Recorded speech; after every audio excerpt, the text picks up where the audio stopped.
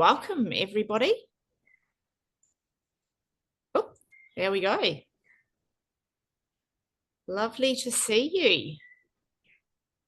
We'll give it a couple more minutes and see who else we've got joining us today. It's only just 11 o'clock. Leanne, you're making me feel hot with your jersey and your jacket on down there. I had Ugg boots on yesterday. That's how cold it was. Seriously.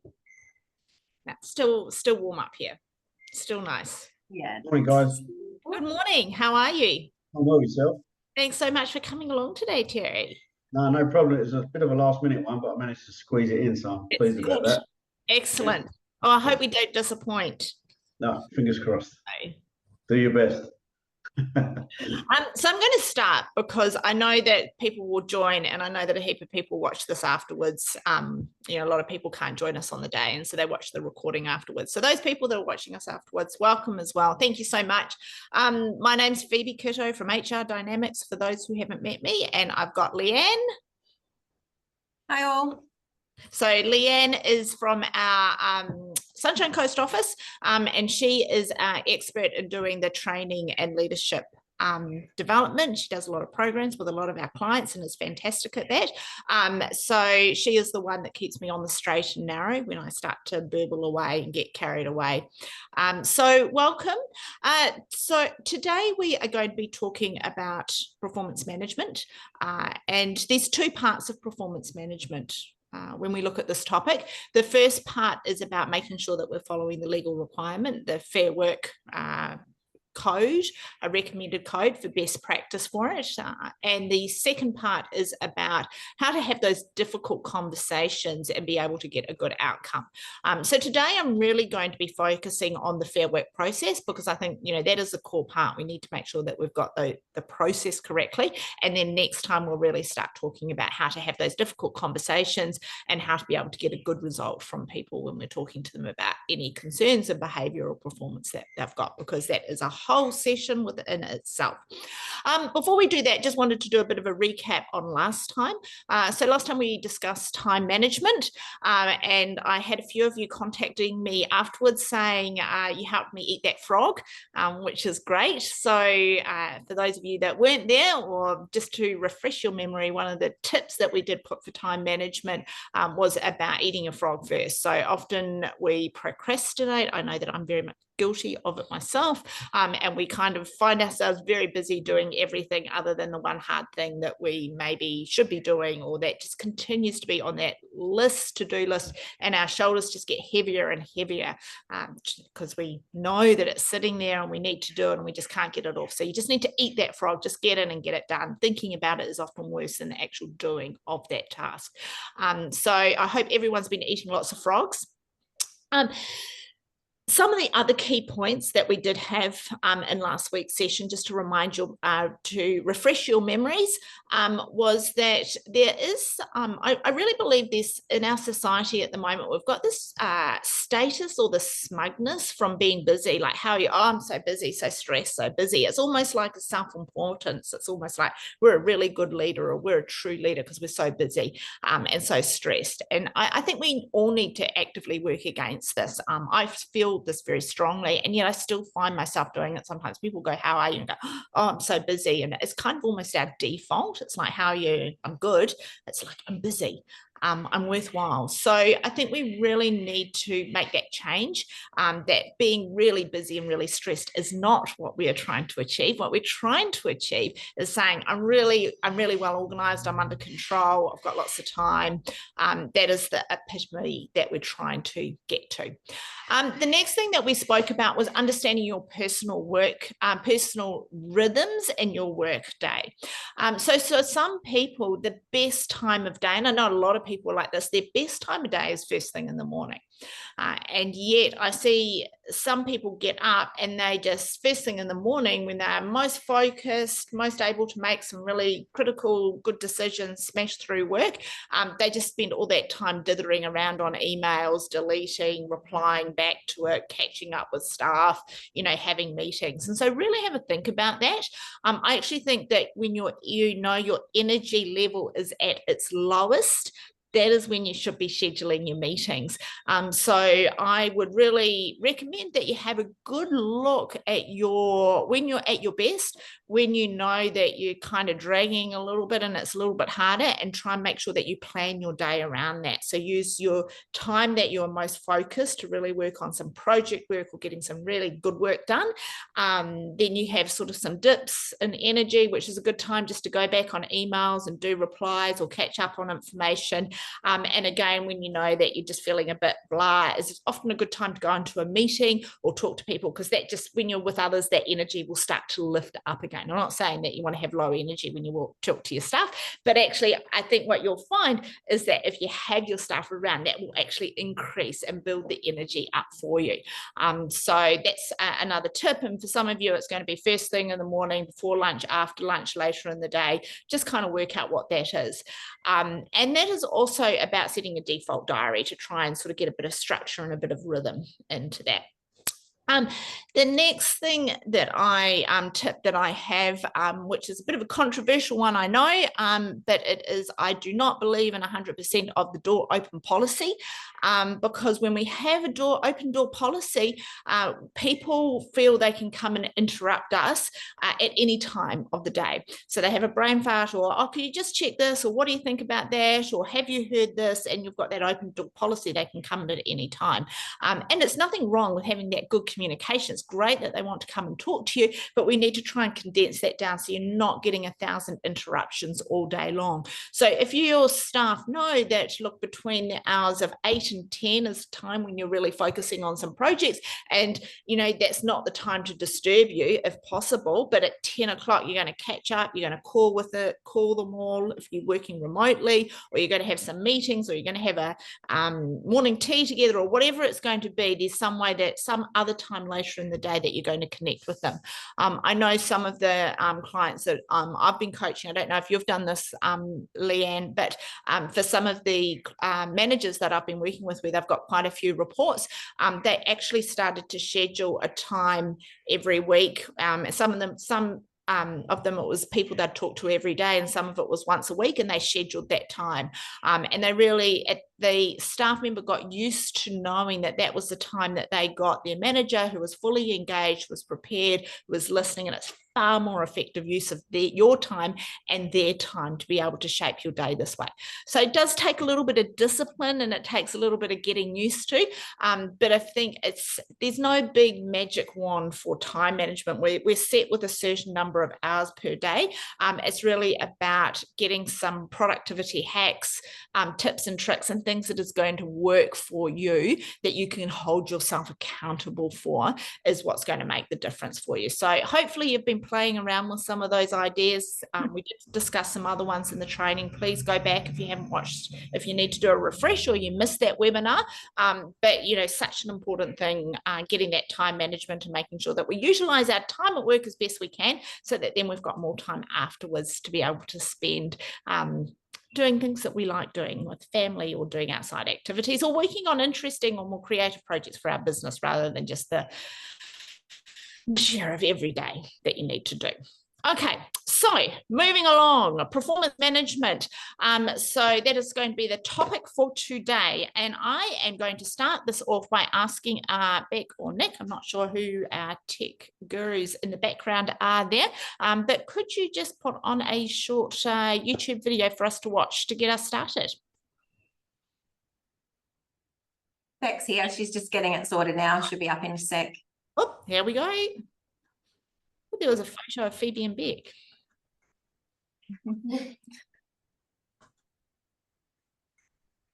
Oh, we can't hear. You need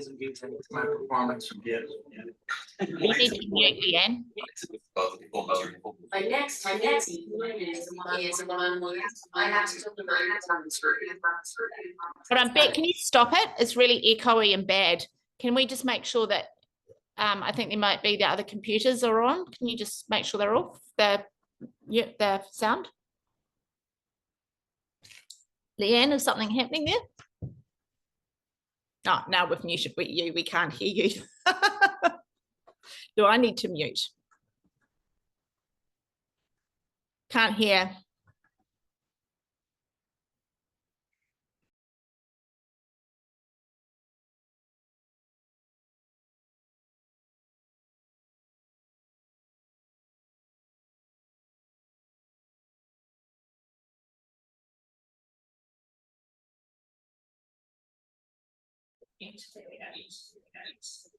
So everyone just needs to mute.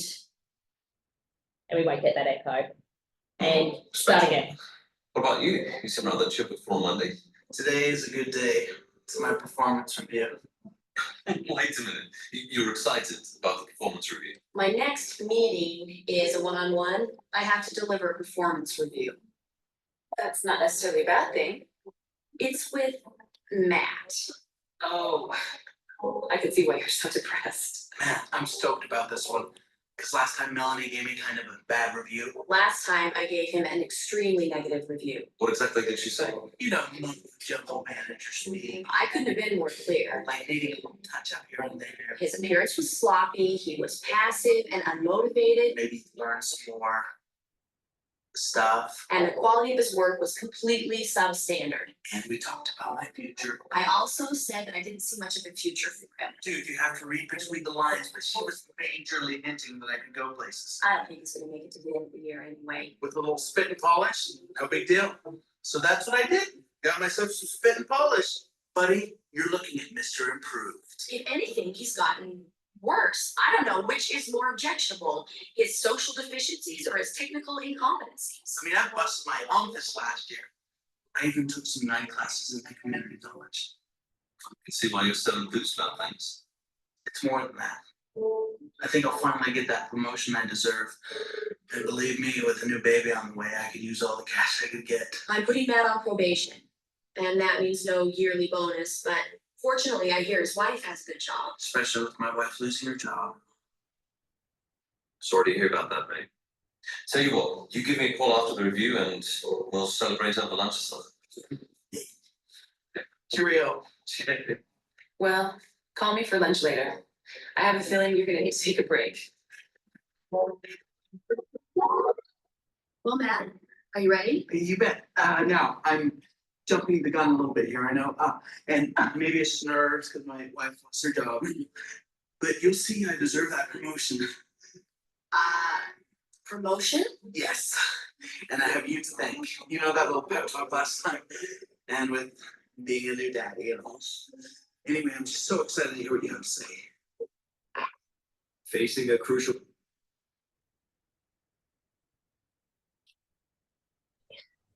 Okay, so that was going into a performance review, but I just wanted to, I thought the video was quite funny. I know it's American, but still, it was a little bit funny with it.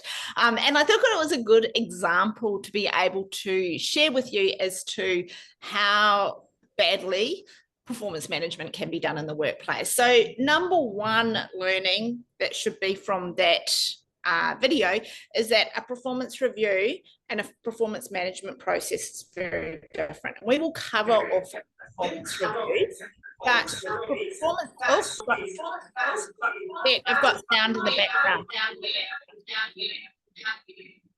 Oh, we got it. It's all echoey. Yep, that's better. Okay, sorry. As I was saying, the performance review process should really be a conversation, a summarying up of how the year's been, or 6 months, or however long it is that you're wanting to do the performance review process for, and a two-way conversation, setting some goals for the following year, and also some professional development plans. There should be no new material that the staff member doesn't already know. For example, if there are performance issues, they should have already been dealt with previously. That is not the time and place to be able to bring them up. You need to bring them up in a separate meeting. I would say that as a rule of thumb, the performance review should really be positive. The only exception for that is if the person is on a performance management plan and we've been doing performance management and they're still not reaching their goals and they're not getting it. Absolutely, that would be an appropriate conversation. Like, as you know, we've had these discussions. You're on this PIT plan at the moment. We don't seem to be getting improvement here. That might be appropriate in the performance review. But if you haven't already started to have some of those conversations before, it's not the time to bring it up. So the performance management process is where we talk about when a person is not performing to the required level. Now, this may be because of ongoing behavioral issues that they're exhibiting in the workplace. Maybe it is just their language, maybe it's their attitude, maybe it's the lack of coming to work. So there's some behavioral issues. It may be, maybe it's the way they're interacting with the clients. It could be, they could have a great attitude, great customer service, but it could be some technical issues that we're experiencing with that person, that they're just not meeting the requirements of the job. Or the third thing it could be is a specific incident that did happen. For example, you know, they used the company car without a license and crashed it into a lamppost. Bit of an issue. There's going to be a performance management process. They can have great technical skills and they can have great behavior in the workplace, but we have a specific issue that we're going to be looking at. So there's one of those three things that you've got. The easiest performance management processes to do, I think, is when the person is really quite a poor performer, and we've got some really clear evidence to show that they're not performing well. The hardest is when we've got that mediocre performance, or they're just a really nice person and we know they're trying really, really hard, but they're just not getting it. Like, we've just been doing the training, we've been trying to get them there and they're not getting there. And those are really tough performance management meetings that we have to go through, but we do have to go through the process. So the first step that we would go through normally is looking at providing some informal feedback to the staff member. Depending upon the situation, obviously, if they've crashed into the lamppost, we're not going to be giving some informal behaviour feedback to that. But if someone's turning up, I don't know, what would you say, Leanne? Someone's turning up late, customer service just is a bit off. Starting to notice some patterns in things, yeah, observing different language, change of behaviour, standard slipping. Yeah. Just things are not quite where they need to be. You may want to have just an informal, we would recommend to have an informal conversation with them. The issue that we see happen in the workplace is, or I see this, and I'm sure you do as well, Leanne, is that we have these informal conversations again and again and again and again. And then we just kind of get up to here and we're like, we have told them so many times, I now need to terminate their employment. I can't go on. And we haven't actually started a proper process. We've just continued to have these informal conversations. So informal conversation and giving feedback, yeah, absolutely. It can do the trick. Hey, just don't seem to be yourself at the moment, or I've seen the standard, or, you know, these are the timeframes. It's really important that you meet to these. You know, any of those types of conversations are okay. They can be off the cuff. I would never have them in a group scenario. I would always make sure that it's a private setting. You might want to just check in to see if anything's wrong, like there might be something happening at home or something personally or some other issue that you need to be aware of. Hey, just notice this, everything okay, this is where you're at, this is where I need to get we need to get to, and just do a bit of a check-in. Now, always document down that you've had that conversation. It doesn't need to be formal feedback where you're giving them a letter. You may just want to make a note of it, a diary note of it, or some sort of computer. You might want to put a note of that if you've got an HR department, or if you've got your manager or someone else that says, I spoke to Beck. Leanne is just in relation to the fact that she is taking too long for her lunch breaks. She said she's had some calls and she's going to get onto it. You know, really informal, bit of a background. We've just got a bit of a, Leanne never has long lunches, but that, you know, that's the sort of example that you'll be looking at. Yeah, can I not be the topic of these performance management discussions? I like having you as the topic of the. I can think of all the things that I can get you to do wrong. Yeah. The key there is, you're right, is when you're keeping those, you know, informal notes about it, it may not seem big at the time, but over time, if there's many of those, that's going to be your saving grace in sort of identifying that it is a repeated or a history of the same thing happening. And, you know, exactly like in the video we've just watched, we want to make sure that we're able to clearly articulate so that we're on the same page about what the issue is. Mm-hmm. No surprises. Absolutely. So those informal, really good, but you just can't have them over and over and over again and not take it to the next step. And some people, they respond really well to an informal conversation, and some people, they don't even really hear it. So you have to do something more formally to be able to go to the next stage. So the next stage that you go to is that you really want to start to have a formal conversation with the staff member regarding their performance or their behaviour. And there's very clear process that we need to follow in this, and this has changed in recent years. So there's a couple of myths that I really want to bust to start. One of them is that you need to give someone 3 warnings towards something. Has any people have heard that before? Yeah, no, they on their first, their second, their third, or their final warning with it. That is not correct unless you have an internal policy which says that you give 3 warnings. And if you have an internal policy that says that you have 3 warnings, you need to come and see us, because you should not have a policy that says that you have 3 warnings, because it ropes you in. So the number of warnings that you give to someone is going to be what is reasonable and relevant to the situation and to the person. So for example, if someone is turning up late, we might give them a informal and they continue to turn up late. So we might go through, we might give them, 2 or 3 warnings before we say, look, we can't continue with your employment. You're not able to get to work on time. However, if you have a staff member who swears at a client, we can't say, oh, well, you can do that a second and a third time and a fourth time before we terminate your employment. Like, that is quite a severe thing to happen. It's also going to be very different if you've got someone who is very new in their employment, and certainly if they're in their qualifying period during their employment as to how many opportunities or warnings we're going to give them, than someone who has been with you for 10 years, they've got an impeccable record, they're just going through a bit of a rough period at home or something's happened, and you're potentially going to give a little bit more rope in that situation. So I can't tell you how many warnings is going to be reasonable. It also will depend upon how long it is between the warnings as well. So you can't say, oh, well, I gave them I gave them all the number of warnings 5 years ago about turning up late, and they turned up late again on Monday, therefore I'm going to be terminating their employment. They were told if it happens again. It's like, mate, that was 5 years ago. I just don't think you can quite use that connection. However, if it was something like swearing at a client and it was a 5-year gap, I'd say, no, that was a really serious warning, and I don't care that it's 5 years. You should have known through that process that, if this happened again, we were going to terminate your employment. So see what I mean? There's all sorts of nuances that you need to think about. So this also does come back to making sure that your policy that you have in place regarding your performance and appropriate behaviour in the workplace, that it gives you enough flexibility. We had a scenario, it was a couple of years ago, where we had a client and they had a staff member who had undertaken some quite serious misconduct.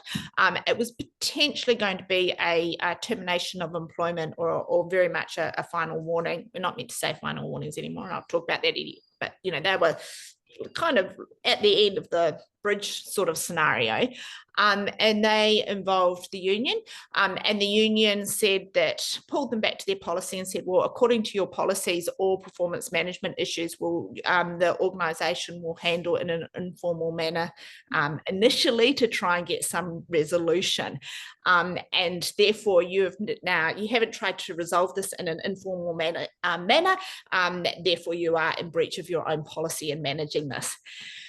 Like, you can kind of go, yeah, nah, like it was not a good policy, it was not appropriate, and the union knew that it was not appropriate to go through that, but it just was a little bit more of a hiccup, and if there'd been action afterwards, they would have used that against us should we have ended up in a fair work conciliation over an unfair dismissal.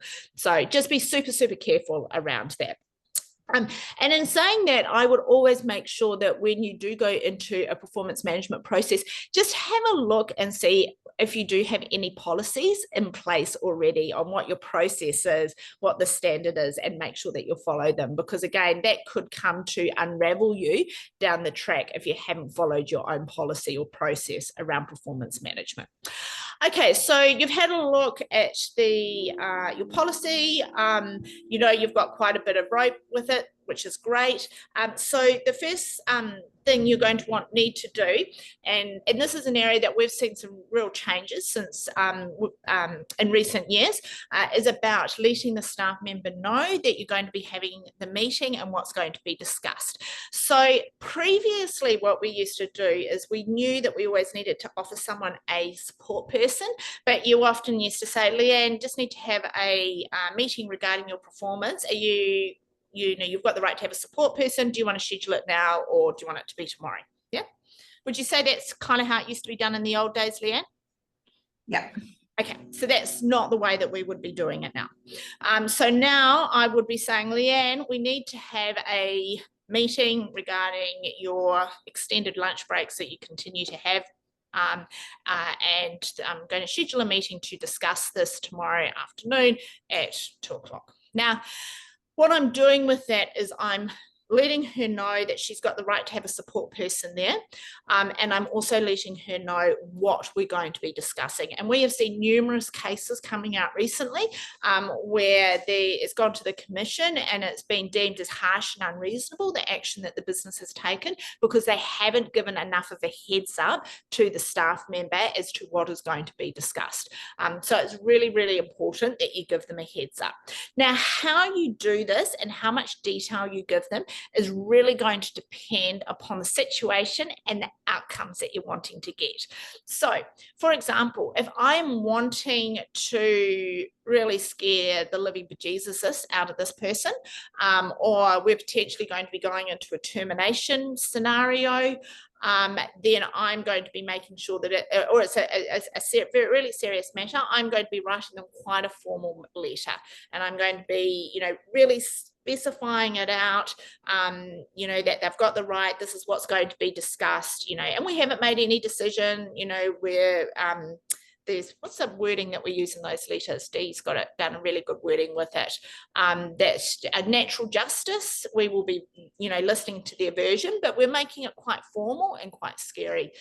Just so that they have an understanding that this is quite a formal, quite a serious meeting that they've got to come to. If it is something that we've got maybe a graduate or an apprentice or someone's quite new and they've just, I don't want to lose them, but I need to correct this behavior, I'm probably going to be doing it in a far less formal and scary manner. And I'm going to be going, Jane, just need you to come to a meeting, really want to discuss, some of my concerns around, your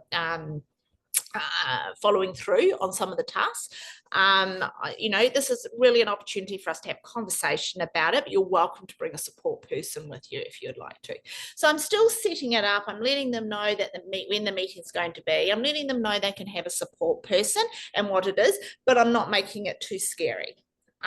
Some people will send some stuff through on a text message. I would always try and tell them face to face that you're going to have the meeting and what it's going to be about, rather than just sending them a letter or sending them a text message or an email. Again, unless it's something that you're really wanting, it's kind of already gone past that, it's quite serious, and then you need to do the formal process with it. Would you agree with that, Leanne? Are you happy with that process so far? Just jump in if I go also. Yeah, you're right. It's very, there's no one right answer, and it definitely depends on your workplace. But, the key piece is in that being, give them the time. We're not going to do that right then and there unless it's a serious misconduct conversation that we need to address. But, either verbalize it and then follow it up with that formal email or text message, allow them the time to gather that support person, make sure they know exactly what it is that you want to talk about. And sometimes that is hard to articulate or write down, but if you can't do that on paper, you're probably not going to be able to do it in the conversation either. So, that's back on you as leaders to really have a think about that and be able to articulate it clearly. And, the time, 24 hours is probably reasonable at least to then allow them to prepare for that conversation. Exactly. So then, so some people will then push the time that you've got for the meeting, and I often have to people, right, how long do I need to give them?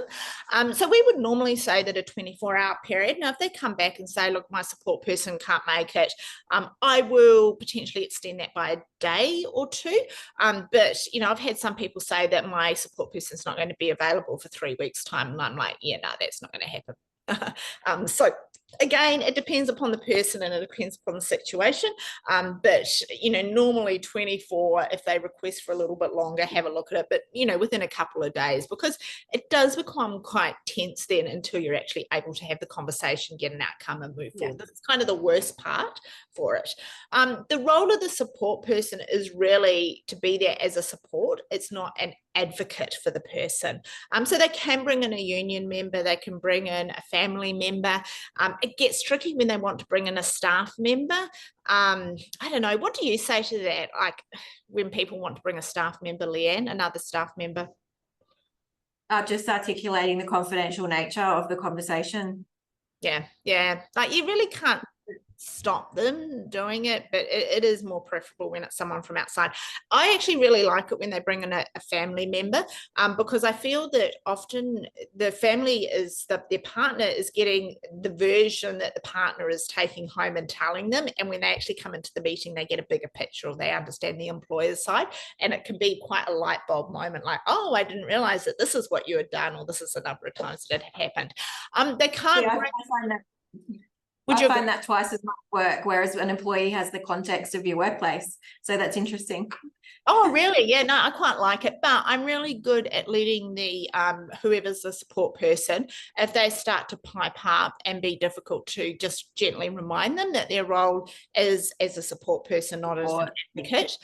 You can actually make it clear that they're not able to talk. I sometimes find it helpful when the support person talks and contributes. I don't have an objection with it, unless they start to become a pain. I know Dee had one the other day who was like bit of a piece of work as a support person, and she, you know, actually told the support person that if she didn't start to act in the role of support person rather than advocate, she would be asked to leave the meeting.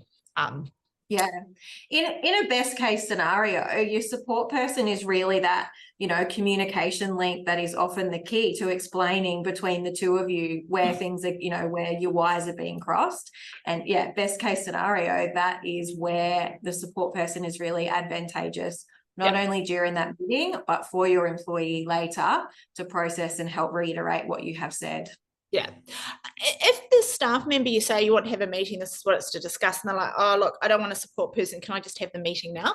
I don't have an issue with that, as long as you're not going to be terminating, you've got a relationship, you actually feel that this is best, you feel quite comfortable and quite confident in doing that, because I really do feel for the person, you know, and they go home and they're stewing and they can't sleep, sometimes they just rather have the conversation. So, you know, but in the documentation I make it very clear that they were provided the opportunity to have a support person and to have it later, and they requested to have the meeting earlier. So that's something that you can have a look at.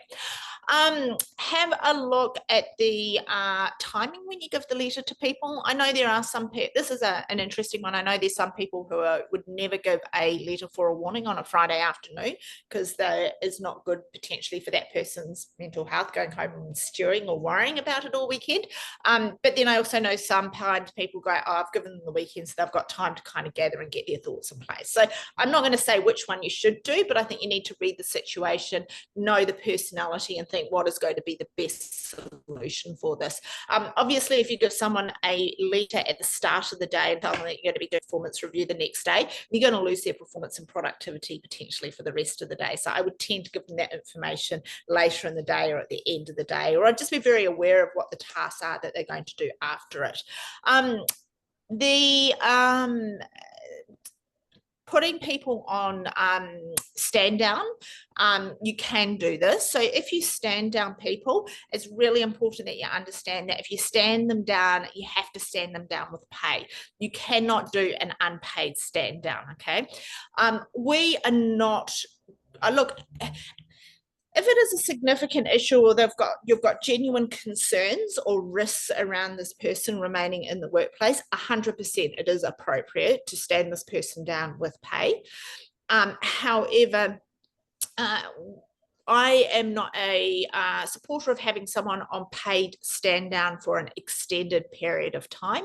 And the reason for this is that it's just really hard things can really snowball, and it can be really hard to get them back into the workplace. We see this happening in government organisations all the time, actually. They do investigations, they stand people down, it just goes on for weeks and weeks and days, and then they go into stress leave, and it just becomes really complicated, hard to get back. So yeah, as a rule of thumb, try not to stand them down with pay. But if they are a risk to their business, you've got some concerns regarding them staying in the workplace, then yep, you can do that.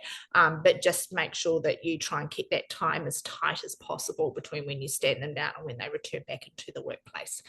It is very yeah, I'm gonna go out on a limb and I'm gonna say it is common that people, when they have been given a performance management letter and they know they need to attend it, for them to go to the doctor and to get a medical certificate or a stress leave certificate or work cover certificate. Do not have that, let that stop you from putting the claim, for going through the performance management process with them. It is a hiccup, it's a real pain when we do have that, and then they're for an extended period of time, that's just something we need to work through, and the whole process needs to be put on hold. If it is going to go into a work cover, so they've gone to the doctor and they have said that they've got stressed and it's a psychological claim due to bullying and unfair behavior at the workplace or whatever that they're going to be given. The fact that you've already initiated a meeting and a performance management makes it look more like it's reasonable performance management. So it's going to depend on the circumstances, but it's going to be a lot harder for them to get the claim approved, particularly if you've gone through a reasonable process where you're bringing them in. If they're just gone to sick leave, again, you're just going to have to suck it up. And I have some people say, look, they've gone on sick leave and we still want to go ahead and terminate or give them a warning, while they're on sick leave. And I'm just like, it's a huge risk. Just no, don't do it. Or at least make sure that you have a chat to us and have a really good understanding of the risks around ever terminating somebody when or making a decision on a performance management matter when somebody is on sick leave or they're on work cover, because it may seem like it's going to be a short-term win because you've just dealt with the matter, but it can definitely cause you some long-term pain as you go on. So it's just a hiccup we need to work through if they take those leaves. Okay, so when you go, think about where and when you've got the meeting. Obviously, you want somewhere private. You don't want to be distracted. You don't want people to be around. And in the meeting, what is really important is that you allow the person to have their say. So you're not prejudging. You're not going and, oh my Lord, how many people do I see that have written up the warning before they've even gone into the meeting? No. Just no, because the record, the warning is actually going to be a record of the conversation you have in the meeting. So how can you record a conversation that you haven't even had? It just completely goes to the fact that you've prejudged, you've pre-decided them. You might have some notes or things you want to cover, but you're not writing anything up, or you're not saying you are going to be given a written warning because of, even though in your mind you're like, but 100% I am. I don't care. We don't say that until after the meeting. So you're going to go into the meeting, and I'll talk a little bit more about having those difficult conversations in our next session, but I would be going in and thanks for coming, you received the letter, you know why you're here, talk me through your side, talk me through what's been happening, or what have you got to say, or what is your information. And sometimes they just need to vent. Sometimes you just need to let them go. Blah, blah, blah, blah, blah. You need to listen without bias as well. Again, we've had a number of situations where we've gone in and we've been wanting to give a warning or potentially even going into a termination situation, and then we hear the employee's version and go, there's actually more to this than meets the eye, and we need to take into account some of these mitigating factors.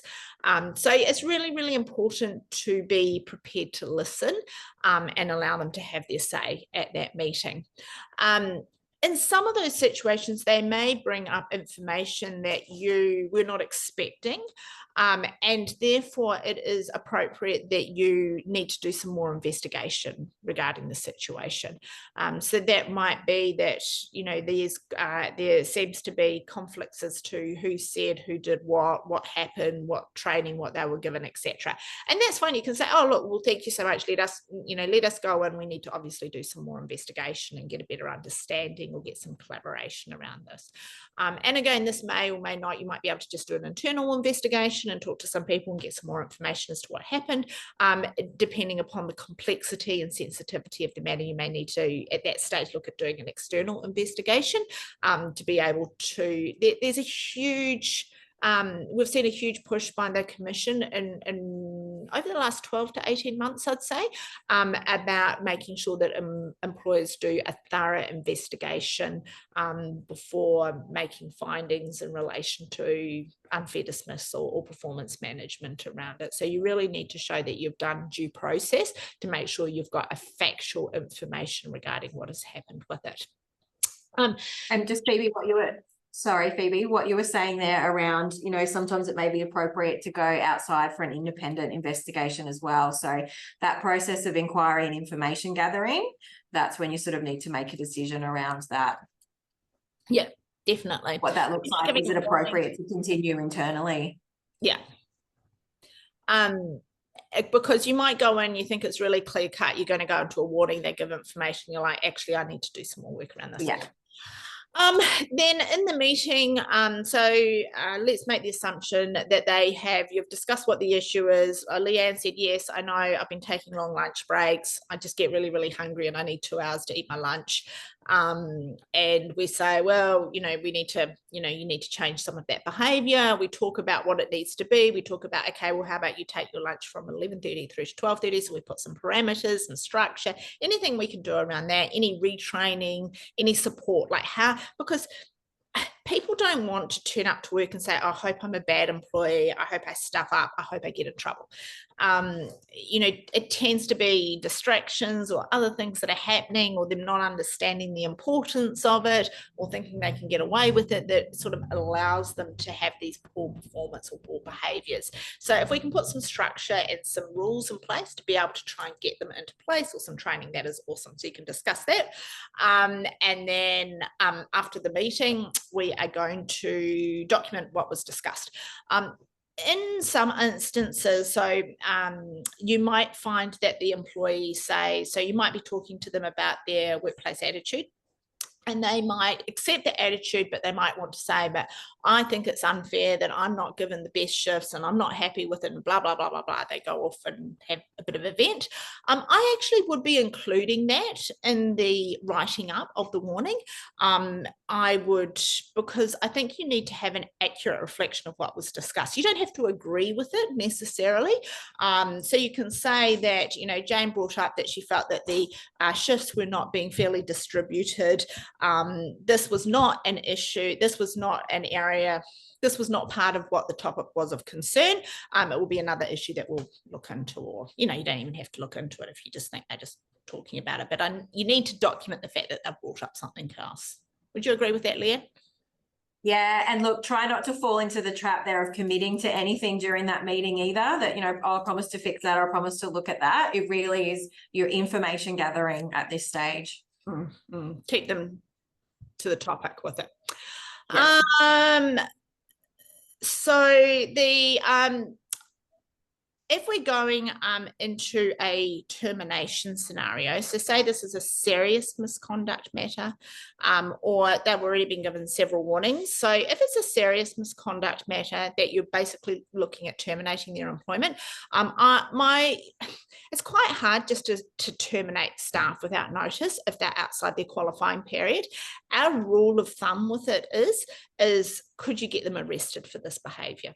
So, you know, if you've really got good evidence to show that they've stolen from you, depending on your drug and alcohol policy and the situation of the business that you're in, you can't even necessarily terminate on that in all circumstances. If they hit someone or there was some violence that happened in the workplace, potentially you could do it. But it really does need to be quite, there has been situations where the organisational reputation has been brought into question. So we had a situation with a finance person, and they had been emailing some of the financial details of their organization to another organization. And so that was really about the reputation. Like, even though you couldn't get them arrested for that, it really was an appropriate action that they just couldn't, there was not the confidence to be able to continue to do it. So there are some situations, but again, if you're heading straight into that termination period, particularly if they're past their qualifying period, just maybe get some advice as to make sure, because even though it could be something that's very serious for you, if we are looking at it from the Commission's point of view, they may say, oh, no, you probably should have given them more warning around this. If, however, it is something that you've already given them a warning on, and they are very aware that if they continued with this behaviour or this performance at their employment, there'll be further disciplinary action, which may result in termination of employment. The next step that we would now be doing, and again, this is something that has changed in recent years, we would now be sending them what we would call a show cause letter. So we would be sending them a letter to say that, you know, this is based on the information we have received in our interview, we are considering terminating your employment, and we'd list out some of the reasons that we've got with it. And then we'd probably give them, like, you know, you've got, you know, 24 hours or 48 hours or a couple of days, whatever it's going to be able to provide any other information that you would like us to consider before making this final decision. And again, this just shows that you've followed a really good due process. I know that's really frustrating and it's stretching it out, but those extra couple of days of having that show cause letter can save your bacon if they go in for an unfair dismissal scenario with it. So it is something that we would tend to always do now when we're going into that final termination. And, you know, the other thing that does happen is just sort of putting them through this process. You quite often will just find that they'll just resign. They'll just go, this is too hard. I'm just going to leave. I don't want, because people don't like to be terminated for their job either. So when they kind of see the writing is on the wall, they will often say, well, I'm going to terminate. Do be careful with that. If you go into the meeting and you kind of put too much pressure on them, and they just say, well, I'll just resign then, and you go, excellent, sign here, that could be seen as a constructive dismissal. So you can say, well, that's fine, you can terminate your employment, but I understand this is in the heat of the moment and I want you to think it over the next 24 hours and then come back and we can discuss with it. So just to have a bit of aware of that cooling down period, otherwise it can be seen as a constructive dismissal.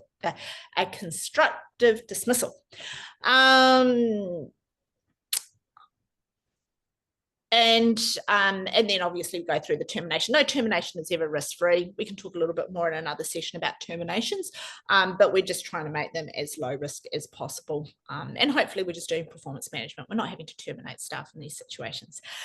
One of the questions that we'll ask is, can people go on sick leave or stress leave through the process? Yes, they can at any time. Anytime they go to the doctor, they can get it, and it's a pause scenario. That's really important. We see a lot of that happening. Should a performance management meeting be done just by yourself, or should you have someone else with you? Look, again, this is going to depend upon the organisation, the size, the structure, the relationship, if the person's also got a support person. If the person has got a support person, then I would probably err on having another person in the meeting room with you, just because otherwise it can be 2 against 1 as to what happened. Whereas if you've got someone, you can say, well, no, this was, you know, the scenario. And again, it depends upon the severity. Like if this is just a bit of a performance correction and we really are wanting the person to get back on track and keep them, we don't want to make it too intimidating by having a whole heap of people there. We're wanting to kind of keep it, you know, slightly more informal, a bit more positive about how we can help them get back on track with it. Can they go to Fair Work through a performance management process? Yes, they can go to Fair Work at any time they like. They can go and say that the area that they'll be going for is a bullying. I think that unless you're terminating, if you terminate, it's an unfair dismissal. Otherwise, they could go in and say that they've been bullied in the workplace. Then Fair Work will then they'll have to say what happened, and you'll have to say what happened, and then Fair Work make a decision as to whether bullying happened or not. It's a pain in the ass process, if I'm just going to be honest. Great if there's genuine bullying in the workplace. Like, don't get me wrong, I know that there is cases of genuine bullying in the workplace that's inappropriate, but when you're just trying to go through a reasonable process and they try and put these sorts of things in, it is hard, and it's hard to come back from the relationship with the employee after that, but it's a process that you just need to work through. Sorry, what were you going to say there, Leanne? Yeah, I said a classic decoy tactic there as well, just, you know, to be mindful of. And, you know, sometimes it's understandable when you're talking to someone about their performance, it's a really sensitive topic. They genuinely might need the time to process and talk about it. But yeah, certainly those adverse action claims around bullying, harassment, they're very real, and we do need to be aware of them. And exactly why what Phoebe is saying around procedural fairness is important. Mm-hmm. Concerns around mental health. This is a very real concern. So if they were very upset, if maybe they disclose some things that are happening at home, then you might have, if you've got an EAP, an employee assistance program, then obviously give them the details so they can contact it. If you don't, that's fine, but you may want to give them the lifeline numbers or any of the free numbers that you can get, or follow up with it.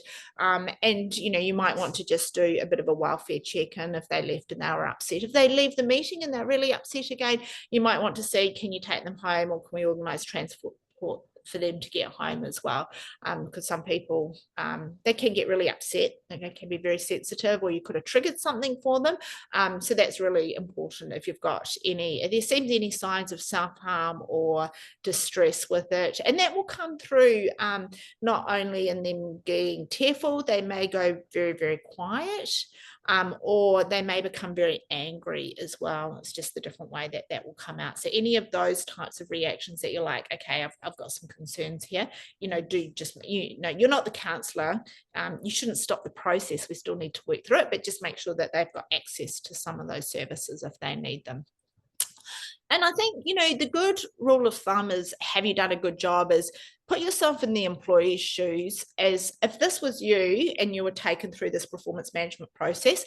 Was it handled professionally? Were you treated with professionalism, with respect? Were you given an opportunity to respond?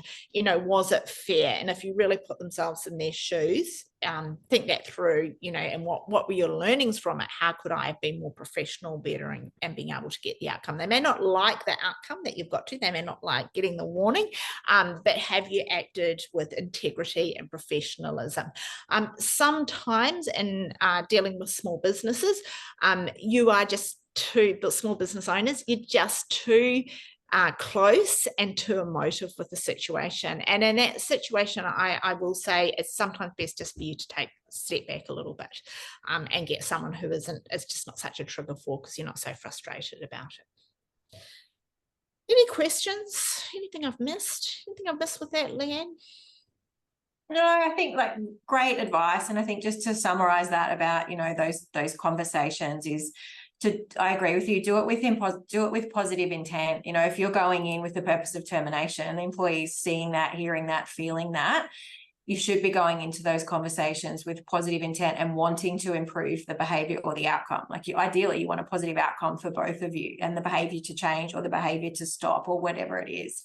And if you're going in with that intent to terminate, it's a very difficult relationship that you're creating.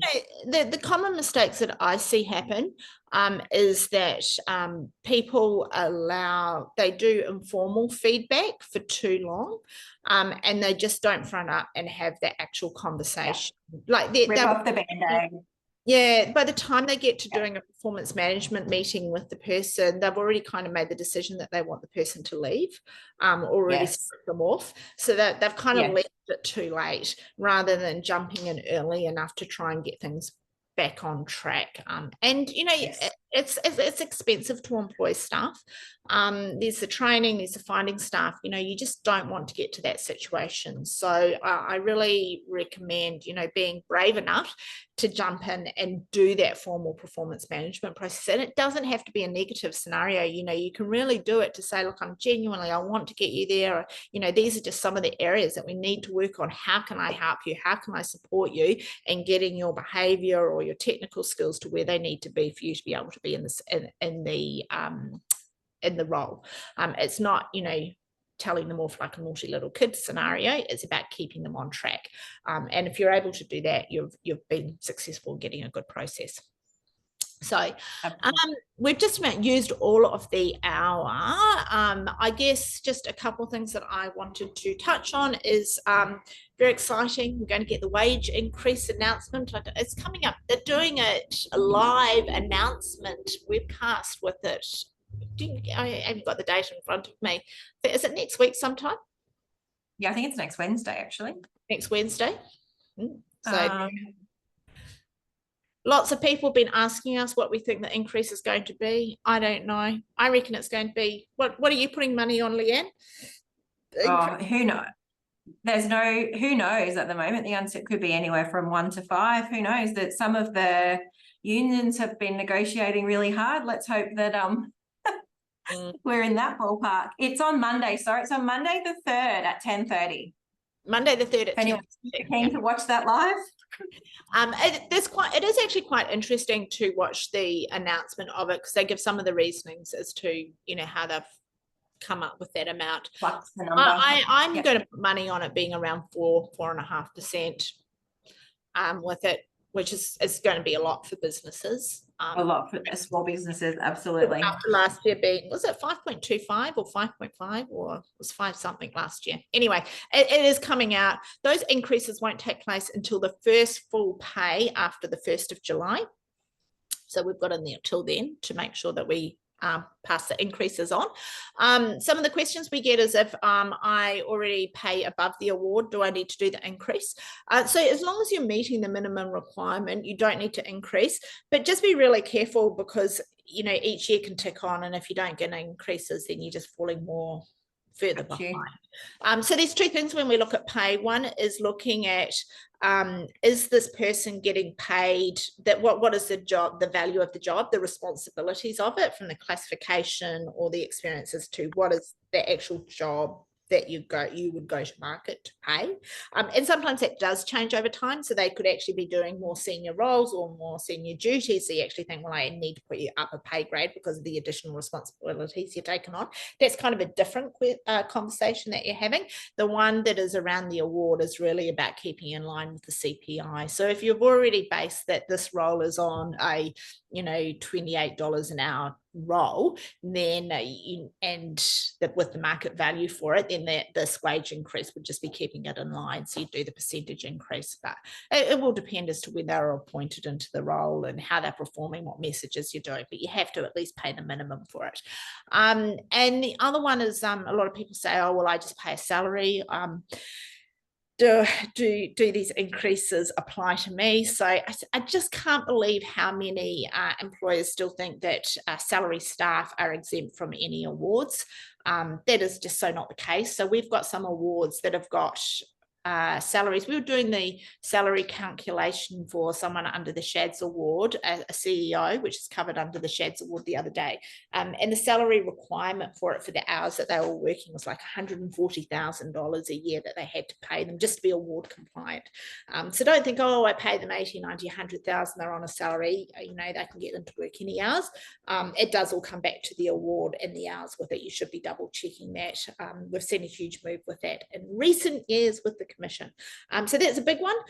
The other one from our side is that we really recommend that this is a great time of year to make sure that you are up to date with getting all your policies and your handbook and get them all signed off. Do your contracts need updating? Do you need to reclassify your staff? Have you done your mandatory training around your bullying, harassment, your psychosocial code of practice? These are all mandatory things. It doesn't matter if you employ 1 staff or 1,000 staff, you need to have these things in place and to be looking at it.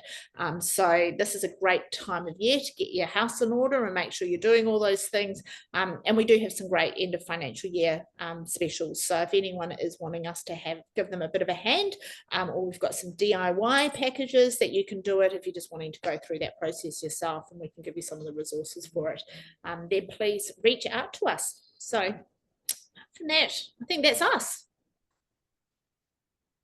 If anyone's got any questions, please don't hesitate to let me know. We have a really great awarding performance management form that we provide for our clients. If anyone would like one of those performance management forms so they can make sure that they are doing the documentation and getting all the information, don't hesitate to email either Leanne or myself, and we'd be more than happy to send that off to you. Right. Any parting words of wisdom that you have, Leanne? No, I think there'll be a lot of questions at our next session when it's the, you know, this all sounds great in the procedural side, but how do we do it? How do we have that conversation? and get the message across, because that's the difficult part, right? We go into it and we know what we need to do, but then we get in there and we get nervous and we don't want to hurt their feelings and we water down the message. And so, yeah, I think that's the other key part of this performance management conversation puzzle, is the actual how to do it. Conversation. Yeah, definitely. Yeah, the conversation side, absolutely. So fantastic. Thank you so much, everybody. Go forward and enjoy the rest of your Wednesday, and I'll look forward to catching up with you next week. Next month. Thanks, Phoebe. Take care, everybody. Bye-bye. Bye all.